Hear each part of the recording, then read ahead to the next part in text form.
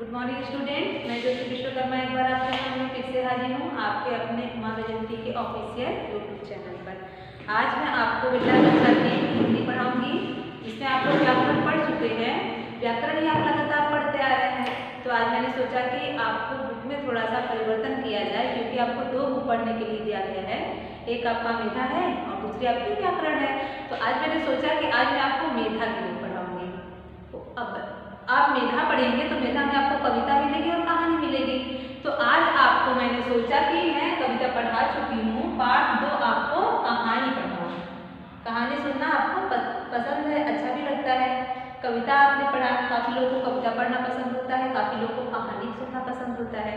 तो इसमें इसीलिए इस बुक में कविता और कहानी दोनों दी गई है, ताकि आप पढ़िए, समझिए और इसको अपने जीवन में उतारिए। ठीक, तो आज आप पार्ट 2 पढ़ेंगे, आम का मौसम। क्या पढ़ेंगे? आम का मौसम। देखिए, आम सबको पसंद है और आम को फलों का राजा भी कहा गया है। अगर आप जितने भी फल खाएंगे, चाहे वो सेब हो, चाहे वो संतरे हो, चाहे वो अनार हो, कुछ भी हो, सभी फलों का राजा किसे माना गया है? आम को माना गया है। और उसी आम को अगर आप लगाएंगे तो आम क्या है? हमें ऑक्सीजन देता है। पीपल हमें ऑक्सीजन, मतलब जितने भी पेड़ पौधे हमारे चारों तरफ है, हमें क्या देते हैं? ऑक्सीजन देते हैं। उसी ऑक्सीजन को क्या करते हैं? हमें देते हैं और हमारे अंदर के जो कार्बन डाइऑक्साइड उसको क्या करते हैं? ग्रहण करते हैं। तो आपको इस कहानी में, इस पाठ में यही सीखने को मिलेगा कि आम का जो मौसम है उसमें एक दादाजी रहते हैं, वो किस प्रकार से पौधों को लगाते हैं और उससे कैसे सबका जीवन सुखमय होता है। आप इससे ये भी सीखेंगे कि हमें हमारे जीवन में ऐसे क्या क्या काम करने चाहिए, ऐसे क्या करने चाहिए जिससे हमारी आने वाली पीढ़ी उसका लाभ उठा सके और उसको अच्छे से जी सके। हम अपने जीवन में क्या क्या अच्छा कर सकते हैं, क्या क्या अच्छे कामों को कर सकते हैं। तो चलिए आज इस कहानी को पढ़ते हैं और समझते हैं। देखिए, मैं पढ़ूंगी और आप अब बुक नहीं खोले हैं तो जाइए बुक लेके आइए और कक्षा 3 की हिंदी में पार्ट 2 आम का मौसम खोल लीजिए और बैठ जाइए। ठीक, ऐसा नहीं है कि आप तुरंत खोलेंगे तभी बैठ पाएंगे, क्योंकि हम लोग जो वीडियो डालते हैं यूट्यूब पे, अगर आप बुक नहीं लिए हैं तो उसको रोक करके आप जा करके बुक ला करके तब ले सकते हैं। ठीक, तो चलिए शुरू करते हैं। किसी गाँव में एक किसान रहता था। वह सच्चा और नेक इंसान था। एक किसान था जो कि खेती करता है। किसान का काम होता है खेती करना। किसान क्या करता है? फसलों को उगाता है, पौधों को उगाता है, फलों को पकाता है, ये सारी चीजें करता है जिससे आगे चल करके हम और आप क्या करते हैं? भोजन को प्राप्त करते हैं।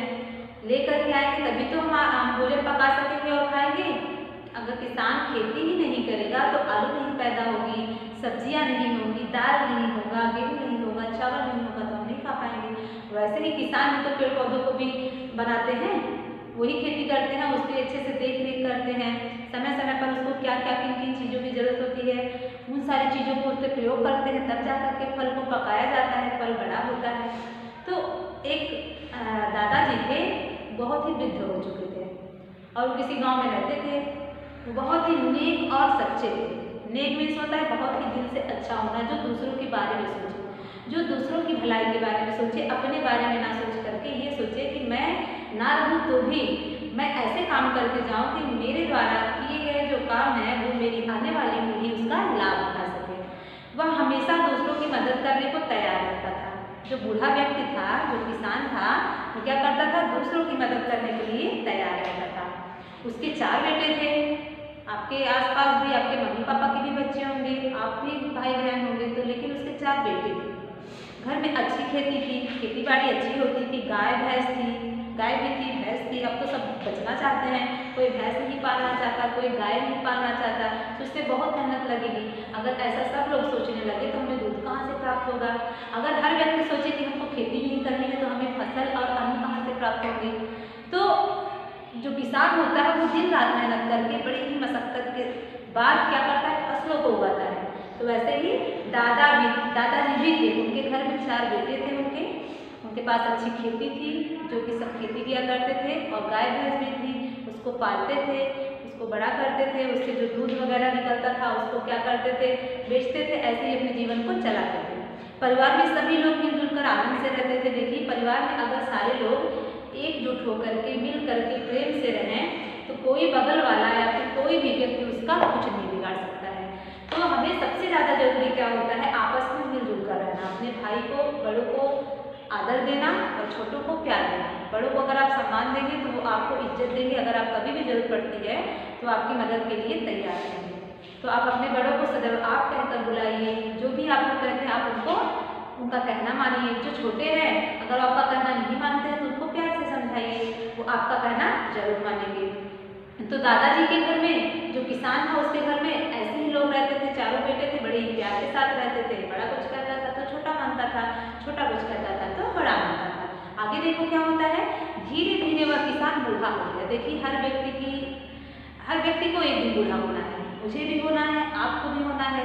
छोटा पहले सब आप बहुत छोटे थे, फिर उसके बाद और बड़े हुए, उसके बाद और बड़े हुए। तो जैसे जैसे आप बढ़ेंगे वैसे वैसे सब अपना बर्थडे सेलिब्रेट करते हैं, अपना जन्मदिन मनाते हैं। लेकिन आपको ये भी समझना चाहिए कि जैसे जैसे हमारा साल बढ़ रहा है एक एक, वैसे ही हम बूढ़े भी होंगे और मौत के करीब पहुँचते जाएंगे। तो दादाजी बूढ़े होते चले जाते हैं, वो किसान जो है वो बूढ़ा हो गया समय के साथ। उसके बेटे लायक और समझदार थे। देखिए कोई लायक नहीं करता है, कोई नालायक। तो मैं चाहती हूँ कि आप लोग भी लायक निकलिए, अपने मम्मी पापा का आप ध्यान रखिए, उनकी सेवा करिए, उनकी बातों को मानिए, तो आप क्या कहलाएंगे, लायक कहलाएंगे। नहीं तो कोई एक गिलास पानी मांगता है और आप लोग कहते हैं मैं नहीं दूंगा या फिर मैं नहीं दूंगी, तो आप लायक नहीं माने जाएंगे। आप ऐसा काम करिए कि आपको सब माने और सब प्यार करें। तो उन्होंने पिता के कार्य को अच्छी तरह से संभाल लिया। पिताजी बूढ़े हो गए, जो काम करते थे वो पिताजी के सारे कामों को बच्चे करने लगे। एक समय होता है कि बच्चों को पिता खिलाते हैं और बच्चे खाते हैं, आराम से पापा कमा के लाते हैं। और एक समय ऐसा आता है पापा कमाते हैं, बच्चे कमाते हैं और पापा खाते हैं। उस समय कब आता है, जब व्यक्ति बूढ़ा हो जाता है। ठीक, तो बेटों ने पिता से कहा, पिताजी अब आप घर में आराम करें, ईश्वर का नाम लें, हम कारोबार संभाल लेंगे। बच्चे बहुत समझदार थे, उनके चारों बेटे कहते हैं पापा आप कुछ मत करिए, पिताजी आप घर पे रहिए, आपका जो भी काम है सारे कौन संभालेगा, हम संभालेंगे। किसान ने भी बेटी की बात मान ली, अपने बेटे पर उसे पूरा विश्वास था। काम काज उसको सौंप कर किसान निश्चिंत हो गया। किसान को पता था कि मेरे बेटे बहुत अच्छे हैं, मैं जितना बोलूँगा वो उतना करेंगे, मेरा जितना भी काम है कोई रुका नहीं रहेगा।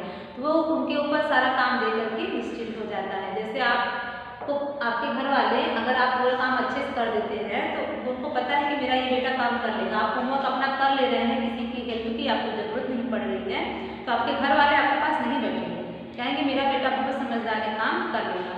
और अगर आप नहीं समझदार हैं, आपको बताना पड़ेगा, तो सारे लोग एक दिन बाद झल्ला करके आपको छोड़ देंगे। तो आपको ऐसा नहीं होना है, आपको समझदार होना है। गाँव वाले किसान का बहुत आदर करते थे, किसान का गाँव वाले बहुत ही आदर करते थे, क्योंकि वो बूढ़े भी थे और समझदार भी थे।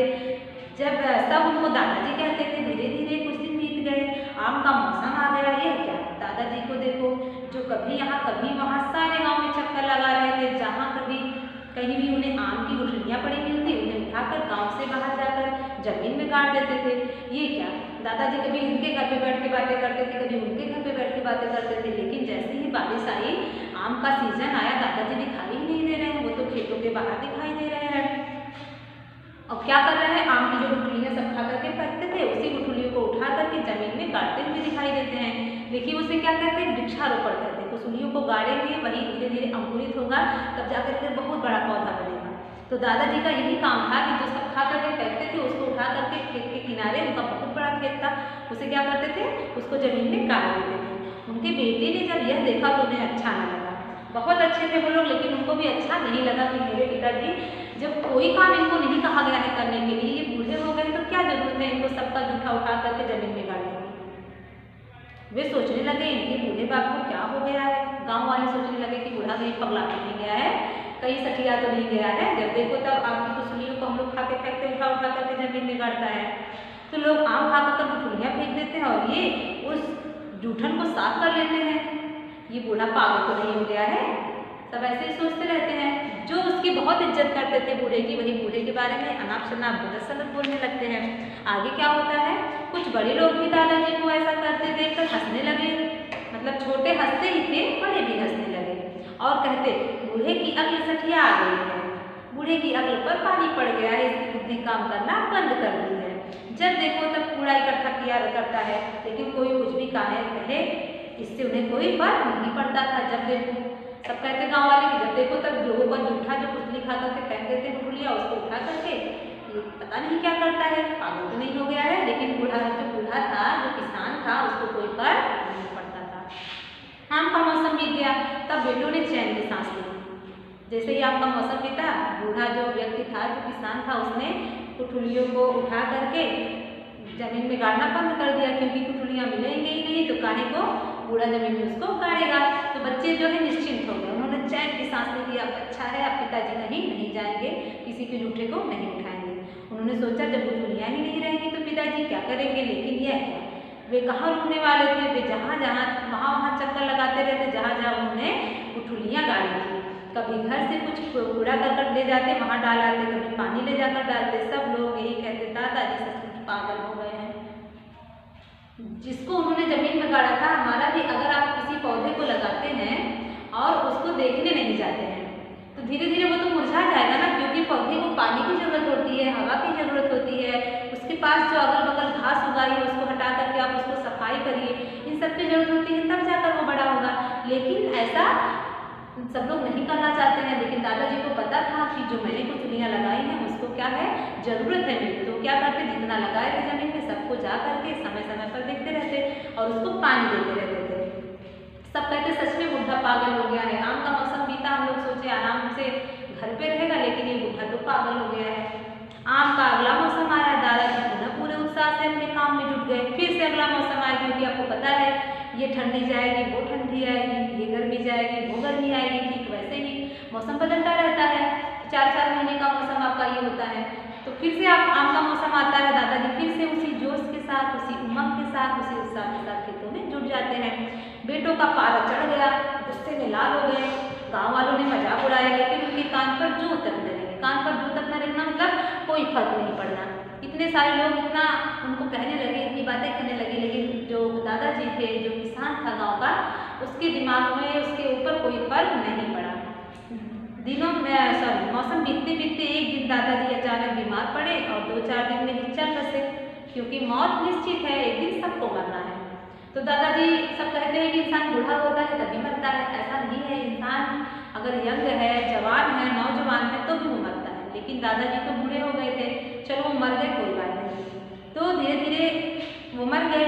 समय के साथ सभी लोग दादाजी को धीरे धीरे भूलने लगे, क्योंकि जो व्यक्ति चला जाता है उसके घर वाले ही याद रखते हैं, वो भी ज़्यादा दिन रखते हैं, और अगल बगल वालों की तो दूर की बात है। आप दुनिया स्वार्थ पे याद करती है, जब आप कुछ अच्छा किए रहेंगे तभी आपका नाम होगा। धीरे धीरे दादाजी को सब लोग भूल गए, परंतु कुछ साल बाद लोगों ने देखा कि वे उनकी भलाई के लिए ऐसा काम कर रहे थे जिसके बारे में लोग कभी नहीं सोच सकते थे। उन्होंने क्या किया था, गांव के चारों ओर आम के पेड़ लगा रहे थे। लोग जिसे दादाजी की सनक समझ रहे थे, वह वास्तव में उनकी सूझबूझ थी। आम के मौसम में जब पेड़ों पर फल लगते तो गाँव वाले दादाजी को जरूर याद करते थे। देखिए, दादाजी तो चले गए, जो सनक उनके ऊपर सवार थी वृक्ष को लगाने की, पेड़ को लगाने की, वो बड़ा करके चले गए। जब बाद में उससे आम, उसमें फल आने लगे, उसमें आम का फल आ गया, उससे सब छाया लेने लगे, उन लकड़ियों का उपयोग करने लगे, तो सबको समझ में आया कि दादाजी ने हमारे लिए बहुत ही अच्छा काम किया है। तो जितनी बार पेड़ को देखते थे, जितनी बार वृक्ष को देखते थे, सब क्या करते थे, दादाजी की याद आ ही जाती थी। तो देखिए, दादाजी की तरह हमें भी जीवन में अच्छे अच्छे कार्य करने चाहिए। दूसरों की भलाई करने से हमें काफ़ी खुशी मिलती है। देखिए, अगर आपकी क्लास में किसी बच्चे के पास पेंसिल नहीं है और आपके पास 2 है, आपने उसको 1 दे दिया, लो लिख लो, जब आपका काम हो जाए मुझे दे देना, तो वो बच्चा क्या करेगा, बहुत ही बेचारा डरते हुए लेगा, लेकिन आपको वापस कर देगा। पर आपके मन में ये होगा, किसी टीचर ने आके कहा बहुत अच्छा बच्चा है, देखो इसने अपनी पेंसिल दे दी, आप खुश होंगे कि आज मेरी मैम ने, मेरे सर ने मेरी तारीफ की, मुझे बहुत ही अच्छा लगा। तो आप अच्छे अच्छे काम करिए, सब आपकी तारीफ करेंगे, और ऐसे ऐसे काम करिए कि जीवन में सब लोग आपको ना भूलें, हमेशा याद रखें। और आपके ये जो पाठ है आपका समाप्त होता है। आपके पाठ में जो आपका अभ्यास कार्य है उसको मैं बुक में फिल करके आपके बुक में भेजूंगी, और आप बुक को भर लीजिएगा, तभी आप पेन की कॉपी पे लिखिएगा। और एक बार बेटा, जिसके पास भी अभी तक बुक नहीं उपलब्ध है, वो बुक क्या करें, खरीद लें, और जल्दी से जल्दी जितने भी आपको वीडियो में जो भी कहा जाता है होमवर्क करने के लिए, उसको आप करके ग्रुप में सेंड करिए। और आपको पता नहीं होगा कि 15 अक्टूबर तक ही आपकी बुक रुकेगी, उसके बाद आपकी बुक जितनी भी है सारी वापस हो जाएगी। और आपका स्कूल भी खुलने वाला है, कुछ दिनों में आपके स्कूल खुल जाएंगे, और आपके पास बुक नहीं होगी तो आप पढ़ाई नहीं कर पाएंगे। तो इसके लिए आप कीजिए, और अगला चैप्टर आपका जो है वो अगली वीडियो में पढ़ा पढ़ाएंगे चाणक्य की चतुराई। ये भी आपकी कहानी है, बहुत मजा आएगा। इसको भी हम लोग साथ पढ़ेंगे। तब तक आप इस कहानी को दोहराइए, पढ़िए और घर वालों को सुनाइए। अगली वीडियो में मैं फिर से मिलूंगी, तब तक के लिए bye, take care, thank you.